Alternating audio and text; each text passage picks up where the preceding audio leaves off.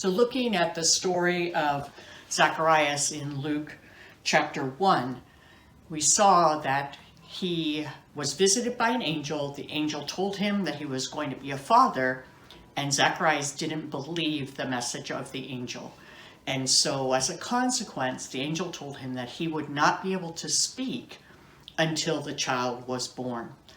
And then we fast forward through some of that first chapter of Luke, where we have the story of the angel Gabriel appearing to Mary to tell her that she was going to be the mother of Jesus, and her visit to Elizabeth, the wife of Zacharias, and we get to the point where John is born.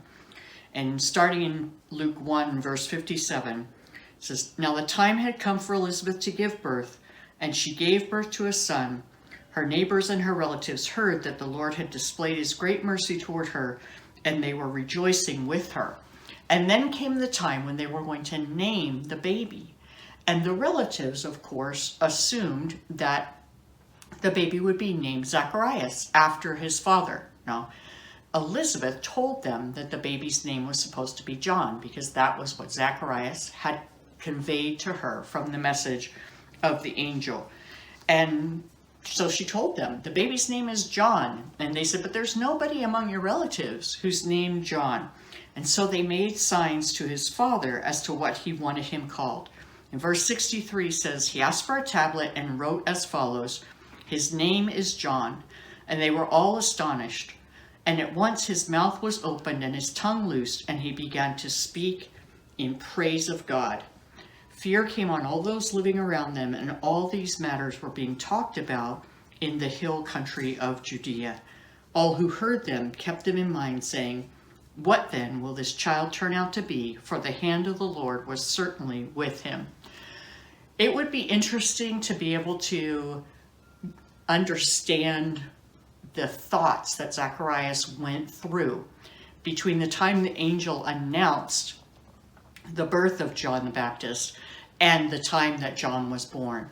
But during that time, and whether it was the confirmation of the consequence of his unbelief, Zacharias had come to believe what the angel had told him about this child. And so he declared that his name should be John, just as the angel said. And he also rejoiced at what God had done for him. And because of that, news spread around, and there was a sense of wonder about what was going to happen. How was John going to grow up? What kind of person was he going to be? Because surely the Lord's hand was in all of this. And I think one of the consequences of our belief, one of the results of our belief, is its effect on other people.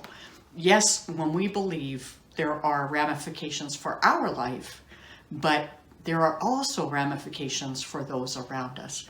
And so when we can express trust in God in the midst of difficult situations, when we can express a rest in God's sovereignty when things seem very much out of control, as people see that, as we have conversations about it, it can result in them coming to know the Lord. It can result in them being astonished at what God has done. So I would encourage you to read through the story of Zacharias in Luke chapter 1, to remember that he started out unbelieving and he moved to belief. And I think that maybe for Zacharias, when the angel first appeared to him and first gave him that message that seemed impossible, maybe rather than unbelief, his question should have been like that other father who wanted something to happen for his son but didn't think it was possible, where he responded to Jesus, Lord, I believe, help my unbelief. I think God wants us to come to him honestly, to be able to say, I'm having difficulty believing in this situation. I'm having difficulty holding on to the truth of what I know.